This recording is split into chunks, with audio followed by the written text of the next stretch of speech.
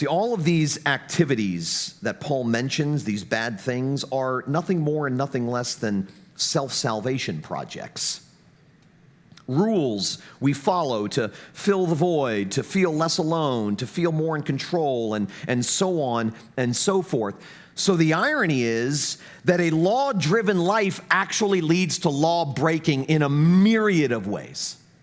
Myriad of ways. Now, in contrast to this law-driven life, a gospel-driven life produces the fruit of the Spirit. That's what he says. He contrasts the works of the flesh with the fruit of the Spirit.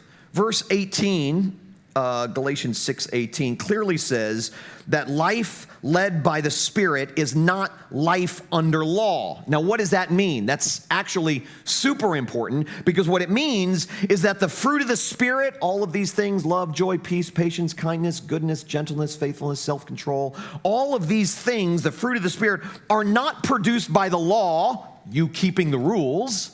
They're produced by the Spirit. They're not produced in you by what you do. They're produced in you by what God has done. It's the fruit of the Spirit, not the fruit of you or the fruit of me. And the reason I just find that mind-blowingly fascinating is because I kind of grew up reading these verses or having these verses taught to me, and the fruit of the Spirit seemed to be something that I needed to go out and get. I need to become more loving. I need to become more patient. I need to become better. I need to become more gentle. I need to have more self-control. So I discipline myself, and I keep the rules, and I do everything I can to cross my spiritual T's and dot my spiritual I's. And if I'm successful in all of that stuff, maybe increasingly so, the fruit of the Spirit will show itself. So the fruit of the Spirit became something we must go out and achieve. But what Paul says very clearly here is that the fruit of the Spirit is not produced by the law, you doing. It's produced by the gospel. Notice the difference just in the words themselves between works and fruit. The works of the flesh and the fruit of the Spirit. Works are something we produce. It's something we do, good or bad. Fruit is something produced in us. In other words, one is active, I'm doing to achieve, to get better character traits, and the other is passive. We receive it. It's the fruit of the Spirit.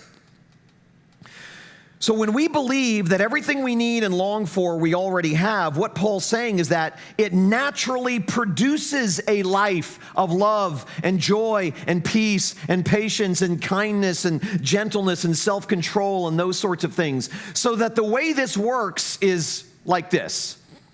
It's not that I'm trying to be a better person, trying to improve myself in all of those ways in the hopes that I will one day wake up and be a more loving, forgiving person. That's not the way this works.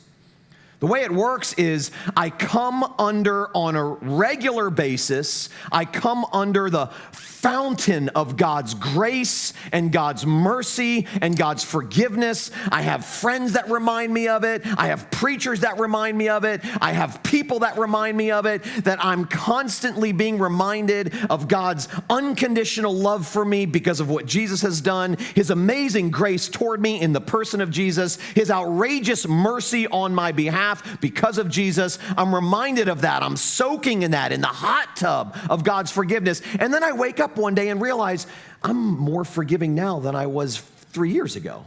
And I haven't even been trying. Fruit of the Spirit.